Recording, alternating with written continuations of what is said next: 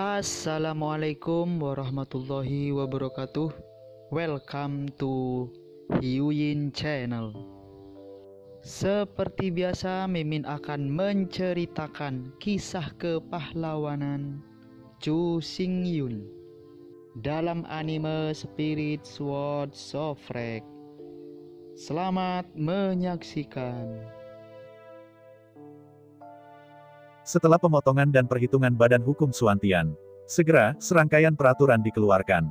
Menurut peraturan yang diberikan oleh Badan Hukum Suantian, Zhu Hengyu mencurahkan mansion Tuan Kota. Semua pegawai negeri sipil yang awalnya bekerja di sini juga telah dikeluarkan. Pindah ke pekerja kantoran lainnya. Menurut metode yang diberikan oleh Badan Hukum Suantian, Zhu Hengyu mengubah rumah Tuan Kota menjadi bank.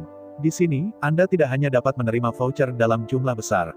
Yang terpenting, itu juga cocok untuk orang luar.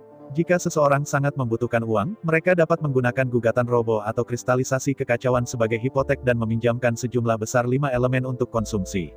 Yang paling penting adalah jenis hipotek ini bebas bunga. Tentu saja, jika tidak ada setelan robek dan kristal chaos. Hipotek dengan barang berharga lainnya juga dimungkinkan. Hanya saja pinjaman semacam ini membutuhkan bunga 10% setiap tahun. Selain itu, gerbang utara rumah Tuan Kota asli benar-benar diblokir. Di lokasi asli gerbang utara, sebuah pavilion dibangun. Ada toko gadai di gedung ini. Jika seseorang sangat membutuhkan uang dan tidak ingin mengambil pinjaman, Anda dapat menggadaikan kristal chaos atau setelan runtuh yang diproduksi di medan perang yang runtuh. Semua bidak di sini adalah bidak. Harganya memang tinggi, tapi begitu digadaikan, tidak bisa ditebus. Zhu Hengyu tidak terlalu peduli tentang transformasi City Lord's Mansion. Semuanya ditangani oleh talenta yang dipekerjakan secara profesional. Yang benar-benar diperhatikan Zhu Hengyu adalah para prajurit profesional yang datang dari segala arah. Tidak ada negara jika Anda membalikkan kelima elemen tersebut. Seluruh batas 5 elemen terbalik didistribusikan di kota-kota. Khususnya di antara suku aborigin, para pria parubaya yang memiliki bakat terlalu rendah untuk berkultivasi, tetapi secara fisik kuat, tidak dapat memasuki medan perang yang runtuh dan hanya dapat menjadi tentara. Saya mendengar bahwa gaji King Qiu Cheng setinggi puluhan ribu. Dan setiap orang dapat dialokasikan satu set real estate senilai puluhan juta. Yang paling penting adalah, para prajurit di kota King Qiu bahkan dapat menikahi istri dan memiliki anak. Sejumlah besar tentara profesional berkumpul di kota King Qiu satu demi satu. Menghadapi fenomena ini, Zhu Hengyu merasa senang sekaligus khawatir. Untungnya, semakin banyak tentara di bawah komandonya, kota King Qiu yang lebih stabil akan berdiri. Kekhawatirannya adalah semua tentara ini berasal dari kota lain. Dari perspektif tertentu, Zhu Hengyu menarik darah orang lain untuk memperkuat dirinya sendiri. Begitu hal itu membuat marah kota-kota lain di sekitarnya, kota yang buruk dapat menyebabkan perang. Namun, dihadapkan pada makanan yang montok dan lezat, Zhu Hengyu enggan memperkenalkannya. Masing-masing prajurit profesional ini terlatih dengan baik. Mereka semua adalah elite dari kota lain yang telah berlatih selama ribuan tahun. Setelah memikirkannya selama beberapa hari, Zhu Hengyu tidak pernah memikirkan cara yang cocok. Untungnya, Zhu Hengyu memiliki tubuh Suantian Dharma. Jika Anda ragu-ragu, tanyakan Suantian. Segera, Badan Hukum Suantian memberikan solusi. Zhu Hengyu dapat membentuk kelompok keamanan. Rekrut tentara profesional itu dan bergabunglah dengan kelompok keamanan. Kemudian, petugas keamanan ini akan didistribusikan ke pedagang besar dan pasukan besar. Pedagang besar, serta kekuatan utama, membayar gaji mereka. Namun, uang tersebut tentu saja tidak akan membuat mereka menghabiskannya dengan sia-sia. Gaji yang mereka bayarkan akan dipotong dari pajak. Semua seutuhnya. Semua kekuatan besar dan pedagang dapat menyewa sejumlah besar penjaga keamanan untuk mengawal toko mereka dengan sejumlah kecil uang. Lewat sini, militer dan polisi plus keamanan adalah asuransi ganda. Dengan cara ini, keamanan kota King Qiu akan mengambil langkah lain. Ini satu langkah lebih dekat ke jalan tanpa mengambil barang dan menutup rumah di malam hari. Kota King Qiu adalah kota metropolis super dengan populasi lebih dari 30 juta. Selain itu, dengan reformasi Zhu Hengyu, kota King Qiu berkembang pesat dengan kecepatan tinggi. Setiap hari, ada banyak hal yang menunggu Zhu Hengyu untuk berurusan dan membuat keputusan. Oleh karena itu, dalam setahun penuh, Zhu Hengyu memiliki sedikit waktu untuk memasuki medan perang kehancuran. Awalnya, ide Zhu Hengyu adalah, selama dia sibuk dengan periode ini, dia akan meletakkan semuanya dan memasuki medan perang kehancuran. Namun nyatanya, setelah menyelesaikan paragraf ini, ada paragraf berikutnya. Dengan berlalunya waktu, tidak hanya dia harus sibuk, tetapi lebih dan lebih. Akhirnya, dengan Zhu Hengyu mengendalikan kota King Qiu selama setahun penuh, Zhu Hengyu tidak bisa lagi menahan diri. Tidak peduli betapa pentingnya hal itu, Zhu Hengyu tidak dapat terus membuang waktu di sini. Dalam keputusasaan, Zhu Hengyu memanggil para pemimpin dari 30 pasukan utama di kota. Semua orang berkumpul bersama. Kota Qingqiu bukanlah kota Qingqiu di Zhu Hengyu saja. 30 kekuatan juga menempati posisi penting di kota Qingqiu. Karena kota Qingqiu adalah kota Qingqiu semua orang. Kemudian, urusan kota Qingqiu secara alami harus dikelola oleh semua orang. Atas permintaan Zhu Hengyu, setiap angkatan harus mengirim seorang diaken untuk bergabung dengan kota Qingqiu dan bersama-sama mengelola kota Qingqiu. Pembangunan dan pengembangan kota Qingqiu merupakan upaya bersama oleh semua orang. Anda tidak dapat mengandalkan Zhu Hengyu sendirian. Tentu saja, dari 30 kekuatan besar, setiap kekuatan hanya berbicara satu orang. Bersama-sama, hanya ada 30 orang. Jika Anda benar-benar ingin melakukan sesuatu, Anda tidak dapat melakukan apapun. Yang dibutuhkan Zhu Hengyu adalah ketegasan mereka. Ketika Zhu Hengyu pergi, tim kecil yang terdiri dari 30 orang ini dapat menggantikan Zhu Hengyu dan memutuskan hal-hal besar dan kecil di kota Qingqiu. Selama permohonan diajukan oleh Kementerian Pemerintah, mereka berhak memutuskan. Tentu saja, Zhu Hengyu tidak menyerahkan semua haknya. Jika orang-orang ini datang ke sini, Zhu Hengyu memiliki hak veto setiap saat. Bahkan jika Zhu Hengyu merasa bahwa orang-orang ini tidak layak dengan posisinya saat ini. Dalam satu kalimat, mereka bisa dimakzulkan. Katakan saja, jika mereka melakukannya dengan baik, maka semua orang secara alami bahagia. Jika Anda tidak melakukannya dengan baik, Zhu Hengyu dapat berdiri kapan saja untuk memperbaiki keadaan. Keputusan mereka dapat dibatalkan kapan saja. Bahkan bagi mereka yang telah melalaikan tugasnya, mereka dapat diberhentikan dan digantikan oleh orang lain. Saya mendengar bahwa Zhu Hengyu menyerahkan pemerintahan dan yurisdiksi kota Qingqiu. 30 kekuatan utama sangat gembira. Segera 30 pasukan utama mengirim anak-anak yang paling cerdas dan mampu dalam keluarga untuk bergabung dengan rumah tuan kota Qingqiu. Menjadi kota Qingqiu, 30 diaken pertama. Menurut hak yang diberikan oleh Zhu Hengyu, diakon ini memiliki hak mutlak. Di seluruh departemen politik kota Qingqiu, tidak ada keputusan yang tidak bisa mereka ikuti. Setiap departemen, dan tidak ada departemen, berada di luar kendali mereka. Bahkan, setiap diaken dapat mengajukan proposal berdasarkan situasi saat ini di kota Qingqiu. Setelah Dewan Diaken disahkan, itu dapat diumumkan secara resmi dan diimplementasikan. Bisa dikatakan, selama Zhu Hengyu tidak membela dan memveto, mereka akan memiliki hak mutlak. Tentu saja, yurisdiksi diaken terbatas pada kementerian pemerintah. 300.000 tentara tidak akan berada di bawah kendali mereka. Itu adalah larangan Zhu Hengyu, siapapun yang menggerakkan dia akan membunuhnya. Industri swasta Zhu Hengyu, misalnya, Bank Qingqiu, seperti grup keamanan, seperti real estate dan tanah di kota Qingqiu, semuanya adalah milik Zhu Hengyu. Ini tidak berada di bawah yurisdiksi Kementerian Urusan Politik. Semua seutuhnya. Departemen Administrasi Kota Qingqiu tidak memiliki industri apapun, juga tidak dapat menghasilkan keuntungan apapun. Kementerian Pemerintah adalah departemen layanan yang murni dan murni. Tanggung jawab dan misi mereka adalah melayani semua orang di kota Qingqiu. Namun, jangan meremehkan Departemen Administrasi Kota Qingqiu. Tahukah Anda, Kementerian Politik bisa merumuskan berbagai aturan dan regulasi serta mengeluarkan berbagai kebijakan. Jika seseorang dapat mengontrol kementerian pemerintah, mereka dapat membuka pintu kenyamanan bagi keluarga dan kekuasaan mereka dan memenangkan banyak keuntungan. Untuk semua ini, Zhu Hengyu tidak mengharapkannya, tetapi tidak ingin peduli. Selama mereka tidak melakukan terlalu banyak, Zhu Hengyu dapat menahannya. Lagi pula, tidak peduli berapa banyak uang yang mereka hasilkan, selama mereka membayar cukup pajak tidak apa-apa. Tapi, jika seseorang menggunakan cara untuk melenyapkan pembangkang dan menekan rekan-rekan mereka, itulah yang tidak bisa ditoleransi oleh Zhu Hengyu. Atas dasar persaingan yang sehat, masih dimungkinkan untuk mengutamakan beberapa kemudahan. Saat air jernih, tidak akan ada ikan, dan jika air jernih, tidak akan ada kejahatan. Sejak 30 pasukan utama telah berkontribusi ke kota Qingqiu. Jadi, masuk akal untuk memberi mereka beberapa manfaat dan membiarkan mereka menempati keuntungan tertentu. Dengan pembentukan Dewan Diakon, 30 kekuatan dan Zhu Hengyu semuanya sangat bahagia. Hubungan kedua belah pihak juga sudah memasuki masa bulan madu. Meskipun Zhu Hengyu juga tahu bahwa hubungan semacam ini ditakdirkan untuk tidak bertahan lama, tetapi setidaknya itu masih seperti lem untuk saat ini. Dengan pembentukan Korps Diaken, Zhu Hengyu akhirnya dibebaskan dari urusan pemerintahan yang rumit. Harus mengatakan, 30 kekuatan, jauh lebih dari Zhu Hengyu, menghargai kelompok Diaken ini. Bagaimanapun, melalui tim Diaken, mereka dapat campur tangan dalam pembangunan pemerintah kota Qingqiu.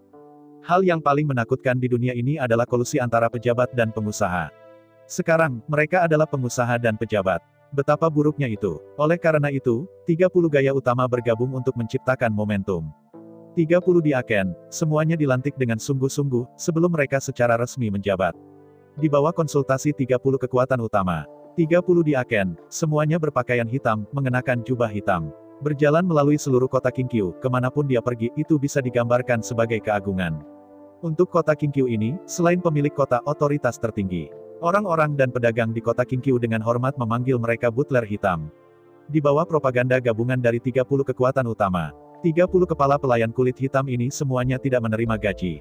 Mereka semua bekerja keras dengan semangat untuk melayani dan melayani masyarakat. Segera setelah saya menjabat, 30 diaken hitam pekerja keras dan teliti. Semua orang di kota dan para pedagang memuji semua yang mereka lakukan. Keputusan yang dibuat juga bijaksana dan penuh semangat. Menghadapi ini, Zhu Hengyu akhirnya menghela nafas lega. Meskipun Zhu Hengyu juga tahu, keadaan 30 diaken hitam hanya bisa bertahan paling lama. Seiring berjalannya waktu, berbagai kekurangan pasti akan muncul dalam jumlah besar. Namun, Zhu Hengyu tidak mengkhawatirkan masa depan. Jika badge ini rusak, harus diganti dengan badge lain. Untuk Zhu Hengyu, dia hanya perlu mengendalikan 300.000 tentara. Pegang saja pasukan keamanan yang sedang dibentuk dengan erat di tangan Anda. Kemudian, kapanpun, dimanapun, dia bisa memperbaikinya. Jangan takut membuat kesalahan. Zhu Hengyu akan memberikan kesempatan kepada diaken hitam untuk membuat kesalahan. Adapun, Zhu Hengyu tidak perlu repot-repot mengelola semua real estate dan tanah yang dikuasainya. Alangkah baiknya untuk menetapkan semua sewa ke bank. Sewa yang terkumpul juga bisa langsung dipinjamkan ke pedagang lain. Bagaimanapun, Zhu Hengyu sendiri sebenarnya tidak membutuhkan 5 unsur uang. Semua seutuhnya. Dengan 30 kepala pelayan kulit hitam di sekitar, Zhu Hengyu akhirnya bisa meletakkan barang-barang di tangan dan memasuki medan perang keruntuhan lagi. Belum lagi bagaimana 30 pasukan utama di kota Qingqiu dan 30 diaken hitam memilih untuk mengelola kota Qingqiu. Sisi ini, Zhu Hengyu membawa Situ Yage dan Situ Landai, serta 108 penembak serigala iblis dari 3 regu serigala iblis, ke medan perang runtuh tingkat 20.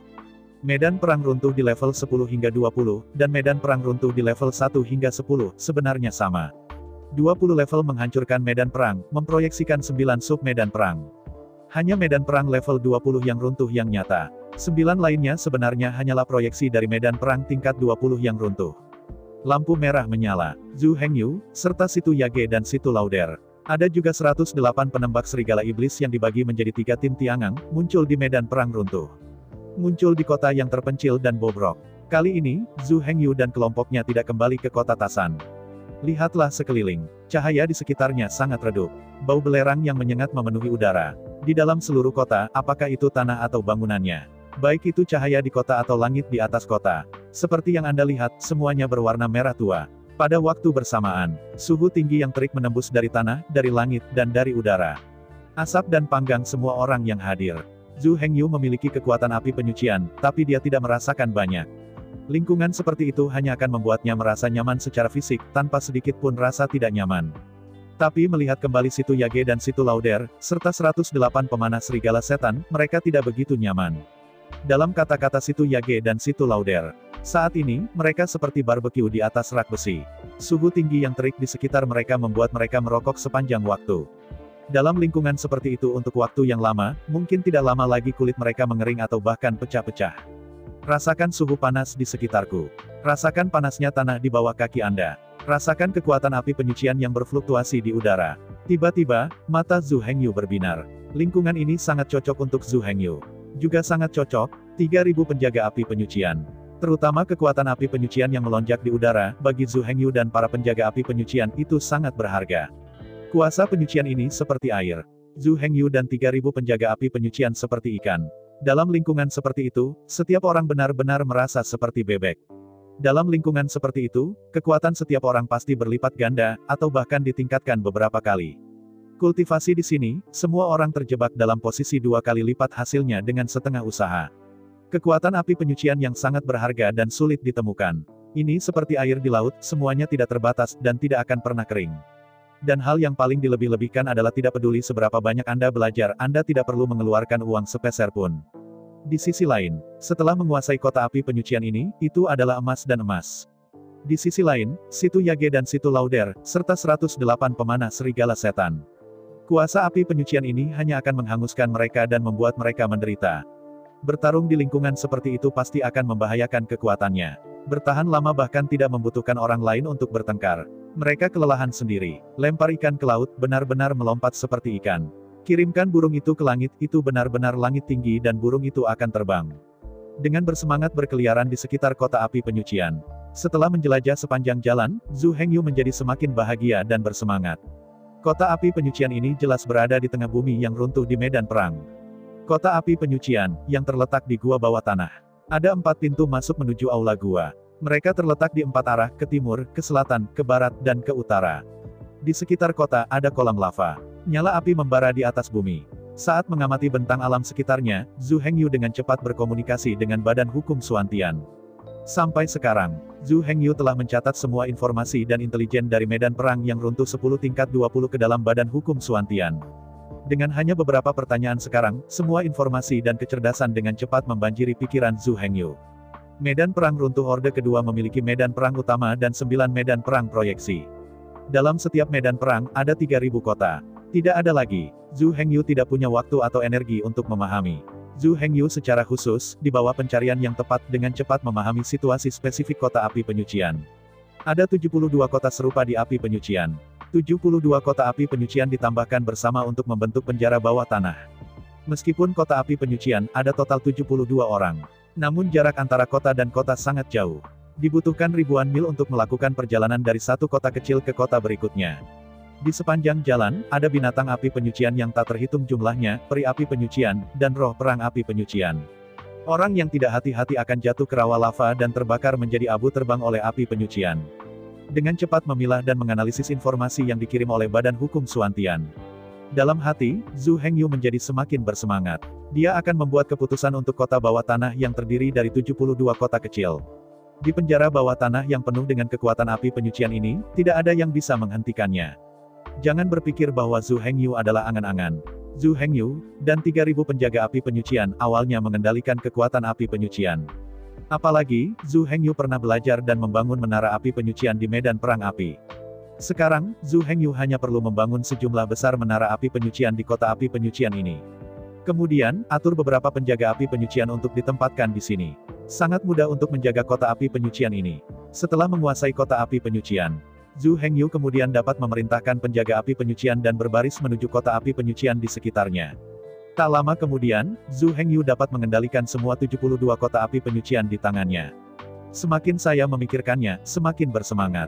Pernah menguasai 72 kota api penyucian. Kemudian, Zhu Hengyu tidak perlu lagi mengkhawatirkan kristalisasi kekacauan. Menurut catatan di buku, di medan perang runtuh 20 tingkat ini, bahkan Batteret Beast biasa, dimungkinkan untuk memadatkan Batteret War Sword dan Batteret Armor. Jika itu adalah binatang rusak tingkat pemimpin, itu bahkan mungkin secara langsung memadatkan pedang perang hancur dan armor perang hancur. Belum lagi manfaat penghancuran binatang itu. Hanya altar kekacauan di inti kota Purgatorium yang dapat memadatkan 1 juta kristal kacau setiap hari. Jika 72 kota api penyucian ada di tangan Anda, kemudian dalam satu hari, 72 juta kristal yang kacau dapat dipanen. Jika Anda menghitung pendapatan dari berburu binatang buas yang melanda kota api penyucian. Setelah Anda benar-benar mengontrol 72 kota api penyucian, penghasilan harian Zhu Hengyu telah mencapai ratusan juta. Antara berpikir cepat, untuk pertama kalinya, Zhu Hengyu memberi perintah kepada 3.000 penjaga api penyucian melalui rantai jiwa kekuatan Shen Luo. Mulai saat ini, semua orang menyelesaikan semua pekerjaan yang ada secepat mungkin. 3 bulan kemudian, setelah ronde berikutnya dari medan perang runtuh tingkat 2 terbuka, semua masuk ke kota api penyucian. Kemudian, Zhu Hengyu berkeliaran di barisan kecil. Saat mengembara, Zhu Hengyu membangun ilusi kota kecil di lautan pengetahuan. Setelah mengembara selama seminggu, hantu dengan skala yang sama dari seluruh kota muncul di lautan kesadaran Zhu Hengyu setelah menyusut ratusan kali. Zhu Hengyu menemukan sudut terpencil dan mulai belajar dalam retret. Dengan bantuan Badan Hukum Suantian, Zhu Hengyu dengan cepat menemukan 36 titik kunci di kota api penyucian. Dalam 3 bulan ke depan, Zhu Hengyu telah membangun 36 menara api penyucian di atas 36 titik. 36 menara dewa api penyucian ini, di bawah peningkatan Badan Hukum Suantian, kekuatan mereka telah meningkat 10 kali lipat. Duduk di menara api penyucian ini, semua mantra api memiliki kekuatan 10 meningkat. Apalagi saat Purgatory Guard ditempatkan di Purgatory Tower. Ini dapat membantu mereka menyerap kekuatan api penyucian di pembuluh darah bumi dan mengintegrasikannya ke dalam darah mereka sendiri. Selama Anda berada di dalam menara api penyucian, kecepatan kultivasi penjaga api penyucian dapat ditingkatkan 10 kali lipat. Menara api penyucian, mengeluarkan api penyucian, dapat meningkatkan kekuatan penjaga penyucian 10 kali lipat. Dan 3.000 pola sihir di menara Purgatory, dan mantra api yang dilepaskan oleh 10 penjaga api penyucian, kekuatannya meningkat 10 kali lipat. Jika kekuatan penjaga api penyucian adalah 1.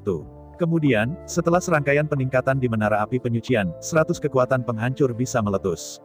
Beberapa orang mungkin berpikir ini berlebihan. Nyatanya, ini cukup normal. Pepatah lama berjalan dengan baik situs saya yang memutuskan. Di dalam api penyucian ini, penjaga api penyucian dengan kekuatan api penyucian adalah penguasa di sini. Dengan bantuan menara api penyucian. Pertama, tarik kekuatan api penyucian untuk menanamkan diri Anda. Kemudian 3000 pola sihir di menara api penyucian dapat meningkatkan kekuatan penghancurnya 10 kali lipat. Di dalam api penyucian ini, para penjaga api penyucian hampir tak terkalahkan. Naga kembali ke laut dan harimau memasuki pegunungan yang dalam, itulah tempat di mana mereka dapat mengerahkan kekuatannya sebaik mungkin. Jika sebaliknya, itulah adegan udang di Longkun Soal dan Hulu Oping yang diganggu oleh anjing. Menara api penyucian itu, meskipun tidak dibangun di kota api penyucian ini, itu dibangun di kota kecil Tasan, yang masih bisa meningkatkan kekuatan sihir api 10 kali lipat. Hanya jika menara api penyucian dibangun di kota kecil Tasan. Meskipun menara api penyucian ini dapat meningkatkan kekuatan sihir api 10 kali lipat, itu tidak dapat meningkatkan kekuatan penjaga api penyucian 10 kali lipat. Hanya kota api penyucian, di mana udara dan pembuluh darah dipenuhi dengan kekuatan api penyucian. Hanya menara api penyucian yang memiliki kekuatan api penyucian untuk mengekstrak dan meresap. Jika tidak ada kekuatan api penyucian di lingkungan sekitarnya, juga tidak mungkin menara api penyucian menciptakan kekuatan api penyucian dari udara tipis. 3000 kota di medan perang runtuh Orde Kedua semuanya dibangun di atas simpul urat tanah. Dan kekuatan urat bumi ini juga berbeda. Di pembuluh darah 72 kota api penyucian, ada kekuatan api penyucian dalam jumlah besar. Sebaliknya, itu adalah urat nadi kota Tasan, dan apa yang tercampur di dalamnya bukanlah kekuatan api penyucian, tetapi kekuatan bumi. Dengan selesainya 36 menara purgatori, babak baru medan perang tier 2 yang runtuh telah resmi dibuka. 3000 penjaga api penyucian, banyak dari mereka tiba di kota api penyucian. Merasakan kekuatan api penyucian yang kuat di sekitar, semua penjaga api penyucian tiba-tiba bersorak. Di luar medan perang yang runtuh, itu ada di ruang api penyucian tempat pohon rune kuno berada. Meskipun ada kekuatan api penyucian di sana juga ada api penyucian yang nyata. Namun, konsentrasi kekuatan api penyucian kurang dari 1/1000 di sini. Hal ini tidak berlebihan. Zhu Hengyu mengukurnya dengan hati-hati. Di ruang api penyucian tempat pohon rune kuno berada, konsentrasi kekuatan api penyucian hanya sekitar 3/10.000 di sini. Ini menunjukkan betapa kuatnya kekuatan api penyucian di sini. Dalam hal konsentrasi, ini lebih dari 3000 kali lebih tinggi. Dengan kedatangan 3000 penjaga api penyucian, Zhu Hengyu segera membiarkan Situ Yage dan Situ Landai, serta 108 pemanah serigala iblis pergi. Selama 3 bulan terakhir, mereka telah bergabung untuk mempertahankan kota api penyucian. Tapi sekarang, mereka tidak lagi dibutuhkan di sini. Jika mereka tidak terbiasa dengan lingkungan di sini, biarkan mereka menemukan lingkungan yang lebih cocok untuk mereka. Terutama penembak serigala ajaib, mereka paling cocok untuk ditempatkan di kota pegunungan seperti kota Tasan. Dengan merendahkan, ditembakkan dengan satu panah. Binatang buas yang bergegas di sekitar jalan yang berliku, sebelum mereka bergegas ke puncak, semuanya ditembak mati di tengah gunung. Adapun binatang buas yang menghancurkan terbang dari langit, apalagi di bawah penjagaan 36 menara panah ajaib, setiap binatang terbang hanyalah target hidup. Tidak mungkin untuk mendekati altar kekacauan itu. Setelah menerima pesanan Zhu Hengyu, segera, 108 penembak serigala iblis berbaris dan melangkah ke altar kekacauan dan meninggalkan medan perang kekacauan. Adapun kemana harus pergi selanjutnya, Zhu Hengyu juga tidak peduli. 108 pemanah serigala iblis ini semuanya monster tua yang telah hidup selama ribuan tahun. Pilih satu secara acak dan beri dia 100.000 pasukan, yaitu jenderal yang unik. Zhu Hengyu tidak perlu khawatir tentang kemana mereka pergi dan apa yang akan mereka lakukan. 108 Demon Wolf Archer tidak bertindak sendiri. Sebaliknya, mereka dibagi menjadi 3 tim yang masing-masing beranggotakan 36 orang. Dengan kerja tim, Zhu Hengyu masih perlu mengkhawatirkan hal itu. Bahkan, jika Zhu Hengyu membutuhkannya, mereka dapat berdiri dan membantu Zhu Hengyu mendapatkan ide. 108 pemanah serigala ajaib ini, bisa dikatakan, mengumpulkan adalah api, bintang-bintang yang bertebaran. Zhu Hengyu tidak membutuhkan mereka untuk menciptakan nilai dan manfaat bagi diri mereka sendiri. Kekuatan mereka dapat ditingkatkan dengan cepat, yang merupakan nilai dan manfaat terbesar. Di sisi lain, melihat 3000 penjaga api penyucian, itu sama sekali tidak mungkin. Sebelum mengikuti Zhu Hengyu, mereka hanyalah pria dan wanita muda yang bodoh. Bahkan jika dia mengikuti Zhu Hengyu, dia tidak pernah mengalami badai besar. Saya belum pernah melihat bahaya di dunia ini, saya tidak pernah merasakan kekejaman realitas, kehangatan perasaan manusia. 3000 penjaga api penyucian sangat bergantung pada Zhu Hengyu. Jika Zhu Hengyu benar-benar tidak mempedulikan mereka, biarkan mereka melakukan apapun yang mereka suka. Maka tidak perlu diragukan lagi. 3.000 penjaga api penyucian ini akan langsung kehilangan target mereka. Seperti gumpalan pasir lepas, pasir itu segera hancur. Zhu Hengyu adalah keyakinan 3.000 penjaga api penyucian. Zhu Hengyu adalah otak dari 3.000 penjaga api penyucian. Pikiran Zhu Hengyu adalah pikiran dari 3.000 penjaga api penyucian. Keinginan Zhu Hengyu adalah keinginan 3.000 penjaga api penyucian. Selama Zhu Hengyu memberi perintah, tidak peduli betapa berlebihannya mereka tidak akan ragu untuk menerapkannya. Bahkan jika Zhu Hengyu memerintahkan mereka untuk menghancurkan dunia, mereka pasti tidak akan ragu. Menyaksikan 108 Demon Wolf Archer pergi. Zhu Hengyu menoleh dan melihat ke arah Situ Yage dan Situ Landai. Melihat kedua wanita itu dengan penuh tanya, Zhu Hengyu berkata dengan bingung, "Kenapa kalian berdua tidak suka tempat ini? Kenapa kamu tidak pergi?" Menghadapi pertanyaan Zhu Hengyu, Cao Situ Yage dan Situ Landai saling memandang. Setelah menghela nafas panjang, Stuart berkata, kami ingin beberapa tempat. Ingin beberapa tempat. Melihat Cao Situ Yage dan Situ Landai dengan curiga, Zhu Hengyu bertanya dengan bingung, kuota apa yang kamu inginkan? Bisakah Anda memberi kami 120 cabang pohon willow pengganti? Apa? Mendengar kata-kata Situ Yage, Zhu Hengyu tidak bisa mempercayai telinganya. Cabang willow pengganti Liu Mei, tetapi hanya 3.000. Tidak akan ada satu lebih banyak atau lebih sedikit. Tempatnya sangat terbatas. Di antara mereka, Liu Mei sendiri, akan meninggalkan 360 akar, dan menyiapkan sejumlah besar pohon willow alami minggu depan. Untuk memastikan bahwa keselamatan hidup Liu Mei benar-benar dijamin dalam kondisi apapun. Selain alis willow, 108 pemanah serigala iblis, setiap orang juga membutuhkan satu. Meski begitu, masih banyak yang tersisa. Namun, meski begitu, tempat ini tidak boleh diberikan sembarangan. Untuk mengetahui, mudah untuk dikirim, tetapi tidak sesederhana itu untuk mengambilnya kembali. Orang tidak membuat kesalahan, mengapa mereka mengambilnya kembali? Dan Anda mengambilnya kembali, kepada siapa Anda ingin memberikannya? Setelah A diambil kembali dan diberikan kepada B, bukankah A dan B akan membalas dendam? Pada dasarnya, sebagai iblis dari generasi, banyak hal yang tidak dilakukan, dan sekali selesai, tidak dapat dengan mudah ditarik kembali. Jika Anda mengubah urutan siang dan malam, saya akan memberikannya kepada Anda hari ini, dan saya akan kembali besok. Anda tetap tidak dapat melakukannya. Dari perspektif pembangunan, ambil perspektif jangka panjang. Apakah 3.000 benar-benar banyak? Saat dunia Suantian berkembang dan tumbuh. Ketika populasi di dunia Suantian mencapai ratusan juta, apakah ada banyak 3.000 tempat? Tidak ada lagi. Bahkan 3.000 penjaga api penyucian tidak dapat menikmati perlakuan seperti itu. Selain itu, keluarga Situ hanya membayangkan, jika ada kekuatan sekarang, kekuatan tingkat chaos mereka semuanya memiliki keabadian. Bahkan jika dia akhirnya mengepungnya. Tapi dalam sekejap, dia dibangkitkan dengan darah penuh dan terus bertarung denganmu. Bagaimanapun, itu tidak bisa dibunuh atau dipotong. Seberapa buruk keberadaan seperti itu. Oleh karena itu, 3.000 cabang pohon willow pengganti, meskipun terdengar mengi, tampaknya jumlahnya banyak. Tapi nyatanya, jumlahnya terlalu sedikit. Jika ada 108.000, itu bagus. Dengan cara ini, Zhu Hengyu dapat membentuk pasukan undead yang terdiri dari ratusan ribu orang. Belum lagi, apa yang dipikirkan Zhu Hengyu. Situ Lauder berbicara, keluarga Situ kita adalah baris terakhir dari klan roh rubah. Setelah keluarga Situ dihancurkan, maka keluarga rubah roh akan benar-benar punah. Lebih dari 30 gadis di bawah dua saudara perempuan itu bukan apa-apa. Meskipun Situ Lauder dan Situ Yage sangat mencintai mereka tidak akan meminta keuntungan dari Zhu Hengyu karena ini. 120 tempat yang diminta Situ Landai dan Situ Yage kepada Zhu Hengyu sebenarnya bukan untuk putri mereka yang saleh. Tetapi untuk 12, mereka dianggap dilarang oleh rumah tuan kota Qingqiu yang asli. Bahkan gadis-gadis Linghu yang secara khusus mengundang orang-orang dari rumah bordil untuk berlatih. Kedua belas gadis ini adalah 12 jepit rambut emas terbaik dan paling menonjol dari keluarga Situ.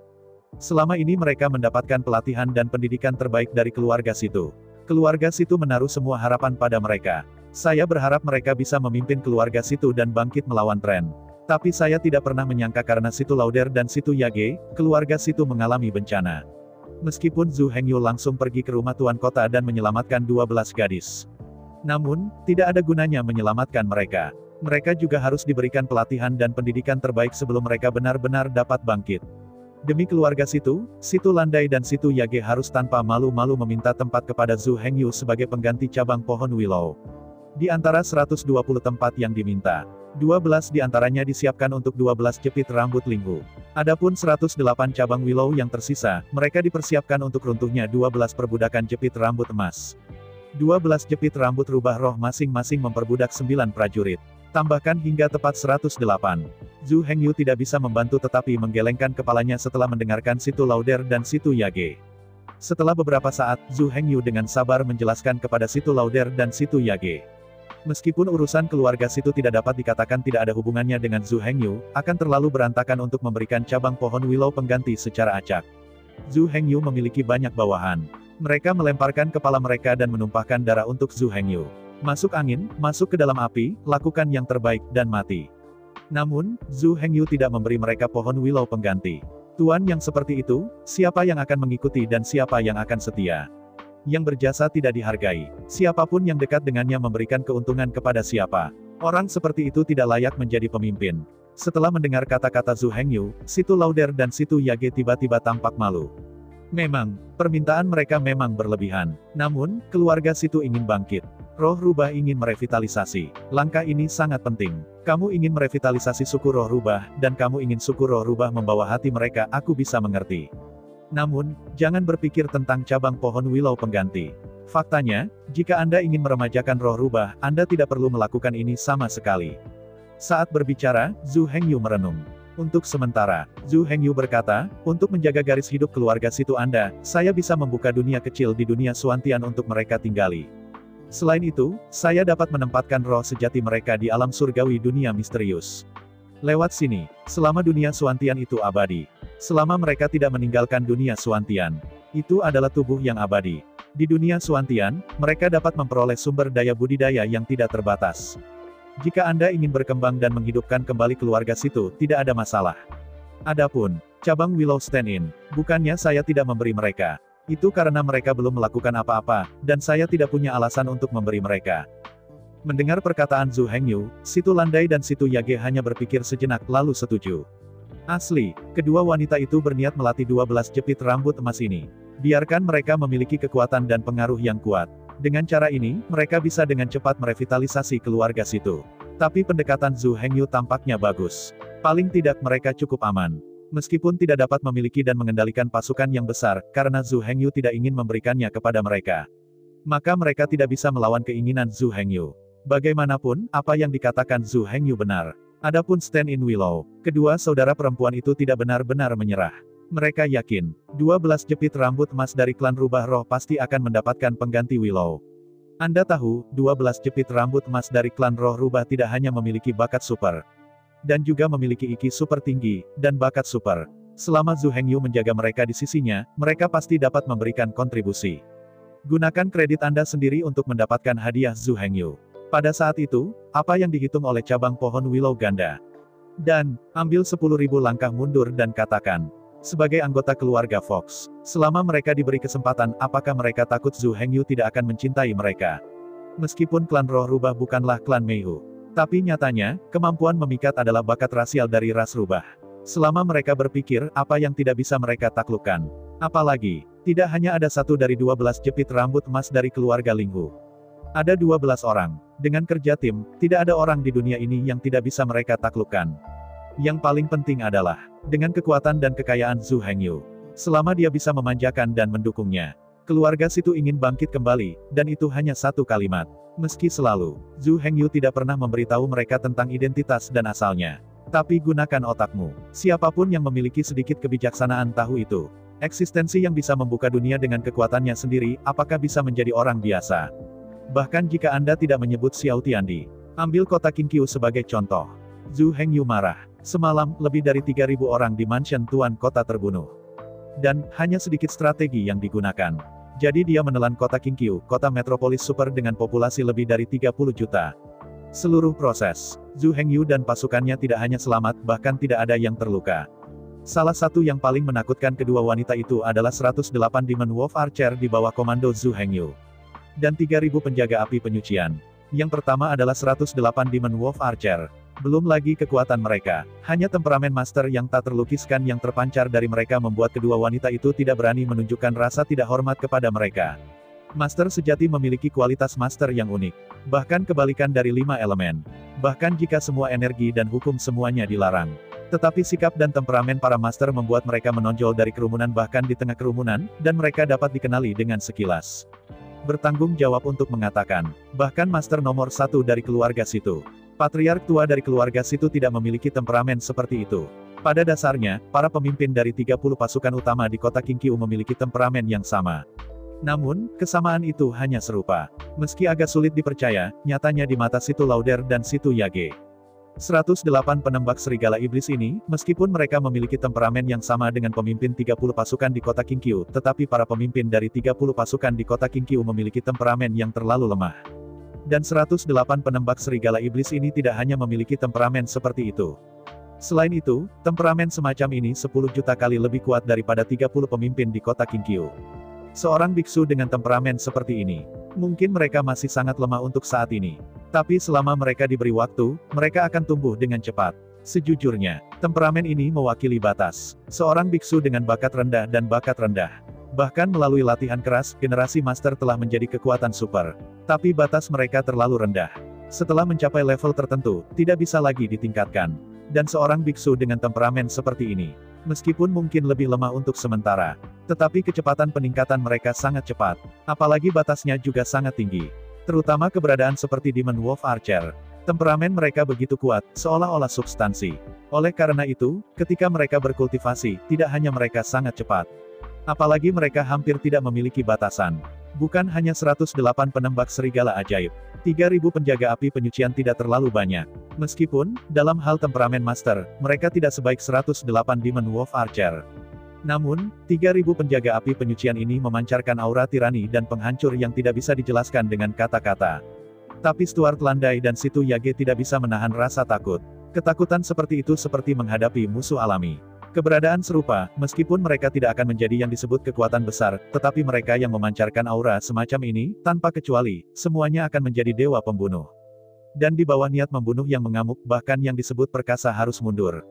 Secara umum, nafas semacam ini hanya bisa dimiliki oleh para jenderal yang tak terkalahkan itu. Meskipun Laksamana Wushuang bukanlah yang disebut master dan mungkin.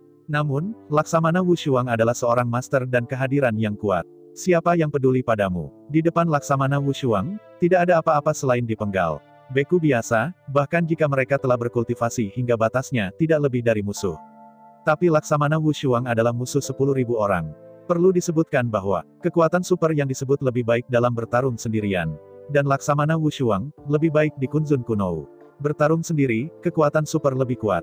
Tetapi di bawah pertempuran kelompok, Laksamana Wushuang hampir tak terkalahkan. 3000 penjaga api penyucian adalah legiun yang bisa eksis secara teori, tapi tidak pernah muncul di dunia nyata. Seperti kata pepatah lama, memang mudah mendapatkan 1000 tentara tapi sulit mencari jenderal. Sulit untuk menemukan seorang jenderal, apalagi seorang jenderal yang tak tertandingi. Di antara puluhan juta jenderal, adalah mungkin untuk memiliki seorang jenderal yang tak tertandingi. Saya ingin mengumpulkan 3000 jenderal Wushuang, secara teoritis. Dimungkinkan untuk mengumpulkan kekuatan klan. Namun, jika 3000 jenderal Wushuang semuanya dikumpulkan menjadi tentara, jadi siapa yang harus memimpin dan memerintah legiun lain? Karena itu, meski secara teori, tentara yang dibentuk oleh para jenderal Wushuang tidak terkalahkan. Namun dalam sejarah, pasukan seperti itu tidak pernah muncul. Tidak peduli negara mana itu. Tidak peduli etnis apa itu. Jika memungkinkan untuk memanggil semua 3000 jenderal teratas dalam sejarah untuk membentuk pasukan. Jadi, seberapa kuat pasukan seperti itu? Tapi masalahnya sekarang adalah, meskipun Laksamana Wushuang ada, mereka mungkin tidak hidup di era yang sama. Sekalipun mereka hidup di era yang sama, mereka tidak bisa semuanya ada dengan kekuatan yang sama. Bahkan jika mereka ada dengan kekuatan yang sama, masing-masing adalah jenderal legiun. Apalagi dalam satu kekuatan. Dalam periode sejarah yang sama, tidak mungkin untuk membuat 3000 jenderal yang tak tertandingi. Faktanya, tidak perlu Laksamana Wushuang. Selama 3000 orang terorganisir, 100 jenderal akan dibentuk menjadi pasukan. Itu sudah menjadi pengendara harimau dan macan tutul yang tak terkalahkan. Di depan legiun seperti itu, tidak peduli master tak terkalahkan Anda, itu akan langsung diratakan. Apalagi Situ Lauder dan Situ Yage tidak bodoh. Mereka tahu betul, apakah itu 108 pemanah serigala iblis, atau 3000 penjaga api penyucian. Mereka hanyalah puncak gunung es dari pasukan Zhu Hengyu. Jika Komandan Zhu Hengyu tidak memiliki pasukan ratusan juta, tidak mungkin memiliki 2 legiun yang menakutkan. Karena itu, keluarga Situ ingin bangkit, sebenarnya sangat sederhana. Selama Anda memenangkan dukungan Zhu Hengyu, semuanya akan mudah dan tentu saja. Keluarga Situ ingin sejahtera sebanyak mungkin. Tentu saja, Situ Yage dan Situ Lauder tidak perlu membuat kagum 12 jepit rambut rubah roh untuk membuat Zhu Hengyu terpesona. Nyatanya, itu cukup untuk memenangkan cinta dan dukungan Zhu Hengyu. Kecuali, Yage dan Lauder mencoba merebut kekuasaan. Jika tidak, selama Anda selalu bisa mengikuti sisi Zhu Hengyu. Selama dia bisa menjadi orang kepercayaannya. Kemudian, masa depan keluarga Situ pasti akan bersinar. Situ Lauder dan Situ Yage akhirnya pergi. Kedua saudara perempuan itu tidak terburu-buru untuk menyerahkan 12 jepit rambut emas rubah kepada Zhu Hengyu.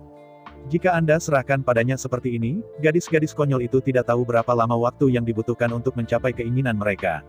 Dua saudara perempuan, kita harus mengajari kedua belas gadis itu dengan baik. Bagaimanapun, bahkan jika Anda tidak bisa mendapatkan 120 cabang willow pengganti. Paling tidak Anda harus mendapatkan 12 cabang willow yang berdiri sendiri. Dengan 12 cabang willow berdiri, 12 jepit rambut emas rubah roh tidak akan pernah terbunuh. Tidak perlu khawatir tentang sumber pelatihan dari 12 jepit rambut emas Linghu. Tidak lama lagi suku rubah roh akan memiliki 12 kekuatan super. Selain itu, 12 negara adidaya tidak akan pernah terbunuh. Saat itu, kebangkitan klan roh rubah sudah tak terbendung. Meninggalkan medan perang kehancuran, Situ Landai dan Situ Yage bergegas menuju rumah tuan kota. Saat ini, lokasi yang menghadap ke jalan di sekitar rumah utama kota telah diubah menjadi pusat bisnis. Di lokasi gerbang utara dibangun pegadaian baru. Namun, istana di belakang rumah tuan kota tidak membiarkannya keluar. 12 jepit rambut emas rubah roh tinggal di sini. Mengendarai kereta mewah, Situ Landai dan Situ Yage tiba di rumah tuan kota sepanjang jalan.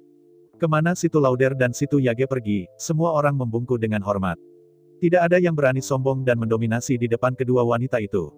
Sepanjang jalan ke rumah tuan kota, melalui aula depan, nave, dan aula utama. Kedua wanita itu memasuki kamar tidur di samping apse. Masuki istana, lihat sekeliling. 12 loli kecil sedang bermain-main di atas karpet berbulu lembut di kamar tidur. 12 loli kecil, semuanya memiliki telinga rubah merah muda putih rubah. Di belakang tubuh, ekor rubah putih merah muda bergoyang. Klan roh rubah seperti ini. Semakin murni darahnya, semakin tinggi bakatnya, dan semakin dipulangkan. Ekornya putih seluruhnya, dan hanya ujung ekornya yang berwarna merah jambu.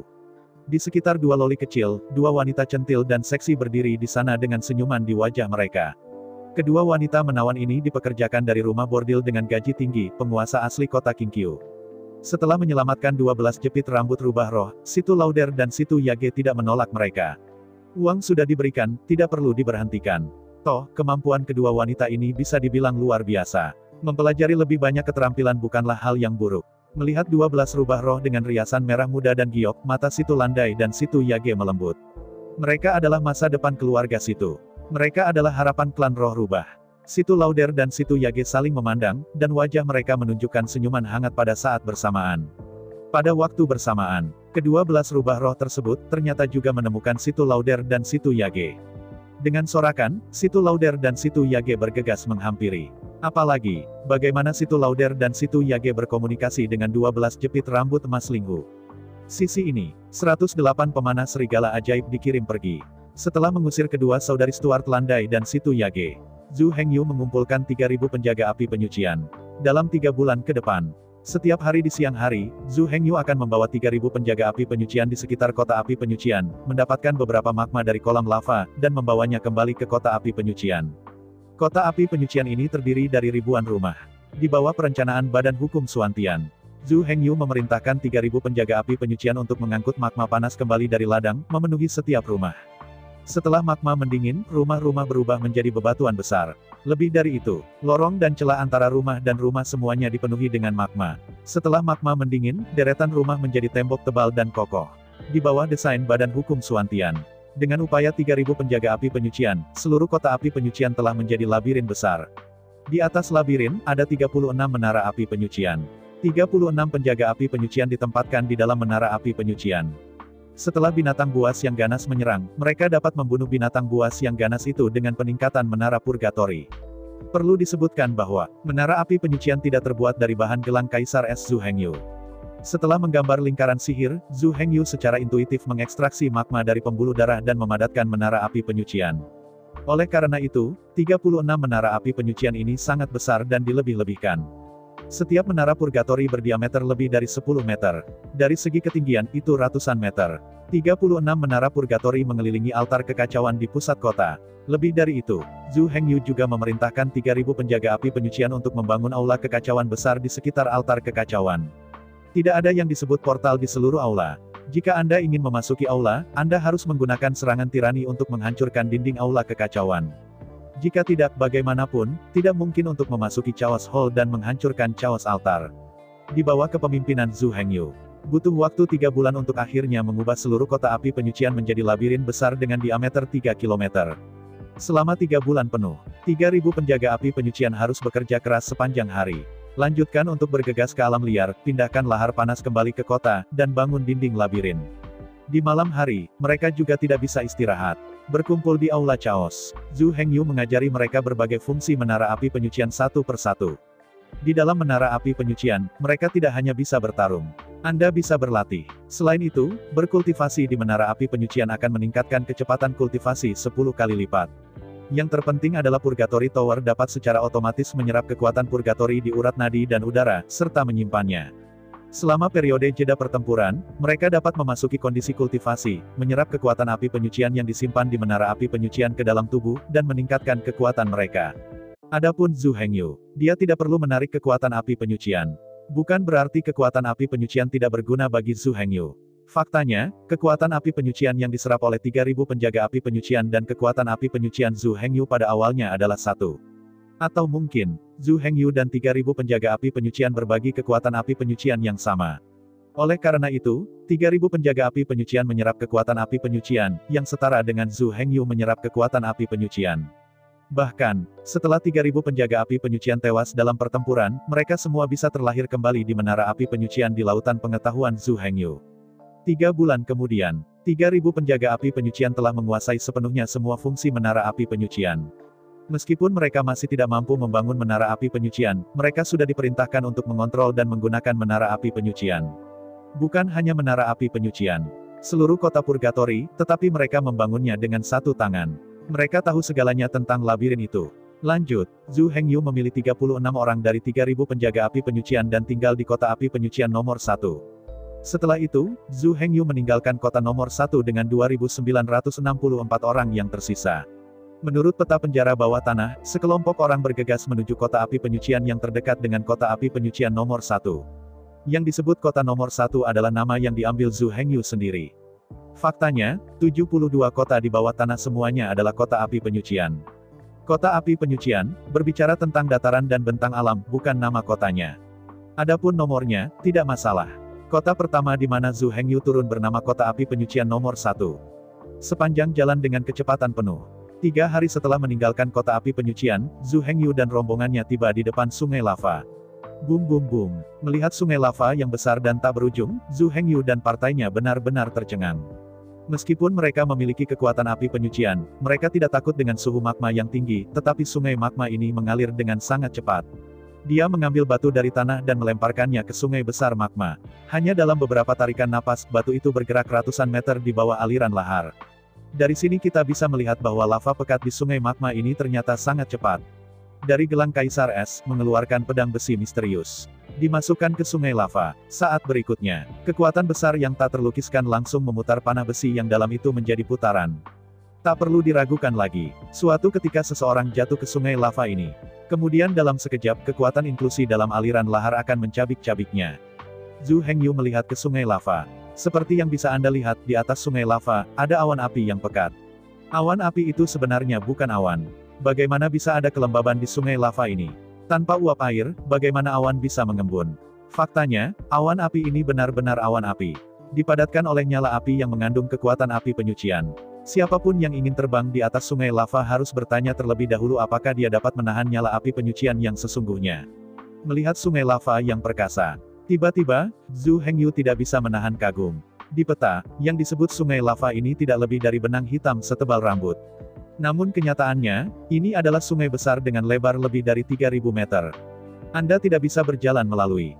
Begitu Anda masuk, Anda akan langsung terlibat dalam magma yang kental seperti besi cair. Bahkan jika tidak mati, itu akan tercabik-cabik. Jika Anda terbang, sayap siapakah yang dapat menahan nyala api penyucian yang sesungguhnya? Dia menggelengkan kepalanya karena kagum. Sangat sulit untuk menyeberangi sungai lava ini. Ini tidak ada hubungannya dengan kekuatan. Di depan parit ini, tenaga manusia terlalu kecil. Tapi untungnya, bahkan jika semua orang di dunia tidak bisa melewatinya, tapi Zhu Hengyu dan 3.000 penjaga api penyucian bisa dengan mudah lewat. Dengan perintah Zhu Hengyu, 3.000 penjaga api penyucian secara bersamaan mengaktifkan demonisasi, mengkondensasi sayap iblis. Hula, hula, hula. Dalam angin kencang, 3.000 penjaga api penyucian yang dipimpin oleh Zhu Hengyu mengabaikan api-api penyucian yang sebenarnya di atas sungai lava. Terbang jauh ke seberang sungai. Bermandikan api-api penyucian sungguhan, para penjaga api penyucian hanya merasa hangat dan sangat nyaman. Api-api penyucian yang berkobar-kobar tidak hanya tidak membahayakan mereka. Setelah menyerap api-api penyucian yang sebenarnya, kekuatan tempur penjaga api penyucian melonjak dengan cepat. Di dalam lautan api penyucian ini, adalah medan perang yang paling cocok bagi para penjaga api penyucian. Dalam peringkat yang sama, tidak ada yang bisa mengalahkan mereka di sini. Selain itu bukan hanya tempat terbaik bagi mereka untuk bertarung. Di saat yang sama, ini juga merupakan tempat yang paling cocok bagi mereka untuk berlatih. Berkultivasi di sini, efisiensi kultivasi jelas 2 kali lipat hasilnya dengan setengah usaha. Setelah menyeberangi sungai, Zhu Hengyu memerintahkan semua orang untuk mengangkat status iblis mereka. Karena alasan ini, Zhu Hengyu tidak ingin para biksu yang pingsan di medan perang menyadari identitas mereka yang sebenarnya. Sebelum benar-benar menempati seluruh Dungeon, Zhu Hengyu tidak boleh membiarkan dunia luar mengetahui tindakannya. Begitu seseorang di luar tahu, Zhu Hengyu mencoba menempati seluruh penjara bawah tanah. Kemudian, semua ras pasti akan mengirimkan kekuatan besar mereka ke medan perang yang runtuh ini. Sungai lava itu juga bagus. Awan api di atas sungai lava. Itu mungkin bisa menghentikan biksu biasa, tapi untuk kekuatan Chaos Battle Body, di mana mereka akan dibuat bingung oleh sedikit kesulitan. Dengan upaya bersama dari semua ras, Zhu Hengyu akan segera diusir dari penjara bawah tanah. Akibatnya, keinginan Zhu Hengyu untuk menduduki penjara bawah tanah 72 kota kecil, mungkin telah hilang seluruhnya. Sepanjang perjalanan, Zhu Hengyu dan sekelompok penjaga api penyucian semuanya menahan iblis mereka. Seperti biksu lain dari semua ras, mereka berkendara dengan berjalan kaki. Hanya parit seperti sungai lava yang dapat dimusnahkan, memadatkan sayap iblis, dan melompati. Setelah terbang di atas sungai lava, dia melakukan perjalanan selama 3 hari lagi. Jarak tersisa dari Purgatory tahun nomor 1, seminggu penuh kemudian. Zhu Hengyu dan rombongannya akhirnya tiba di dekat kota api penyucian nomor 2. Jika Anda baru saja memimpin 3.000 penjaga api penyucian, bergegaslah. Saya khawatir, begitu itu dimulai, energi iblis yang melonjak dari penjaga api penyucian langsung menampakkan dirinya. Untuk mengetahui, dalam medan perang runtuh Orde kedua ini, seseorang dapat pergi kapan saja. Selama Anda melangkah ke altar kekacauan, Anda dapat langsung berteleportasi kembali ke alam 5 elemen yang terbalik. Karena itu, setelah 3.000 penjaga api penyucian mengungkapkan identitas mereka, bahkan jika lawan bisa diusir, rencana Zhu Hengyu akan terungkap sepenuhnya. Oleh karena itu, saya ingin sepenuhnya menempati 72 kota api penyucian tanpa mengenal para dewa dan hantu. Ini hampir merupakan tugas yang mustahil. Untungnya, Zhu Hengyu secara alami memiliki rencananya sendiri. Di sudut pegunungan bawah tanah, Zhu Hengyu menghentikan tentara. Di bawah perintah Zhu Hengyu, 3.000 penjaga api penyucian bersiaga. Dan Zhu Hengyu, ditemani oleh Li Hao, Li Zian, dan Li Ziwei, bergegas ke kota api penyucian No. 2. Sama seperti Purgatory tahun nomor 1. Purgatory tahun nomor 2 juga dibangun di dalam gua bawah tanah yang besar. Melihat sekeliling, atap di kota semuanya telah dimodifikasi menjadi platform pertempuran. Selusin biksu ditempatkan di atap setiap rumah. Jumlah total beku di seluruh kota khawatir tidak akan ada 4 atau 5.000. Dengan kekuatan pengawal api penyucian saat ini, bahkan jika Zhu Hengyu tidak takut mengungkapkan rencana ini, dia sama sekali tidak akan bisa merebut kota api penyucian ini. Tepatnya, bahkan dengan bantuan menara api penyucian, kekuatannya telah meningkat 100 kali lipat. Pengawal api penyucian hanya dapat mengikat para biarawan ini. Untuk saat ini, penjaga api penyucian masih membutuhkan waktu yang lama untuk bercocok tanam dan berkembang. Untungnya, Zhu Hengyu sebenarnya tidak membutuhkan pengawal api penyucian untuk mengepung kota untuknya. Bersembunyi di sudut gelap, berdiri di posisi Zhu Hengyu, dia bisa dengan jelas melihat segala sesuatu di kota. Tetapi karena Zhu Hengyu berada dalam kegelapan, jadi para biksu di kota tidak bisa melihat Zhu Hengyu. Tarik napas panjang, Zhu Hengyu melambaikan tangannya dengan datar, dan pertempuran dimulai. Seiring dengan gerakan Zhu Hengyu, dalam sekejap lubang hitam pekat muncul di kehampaan.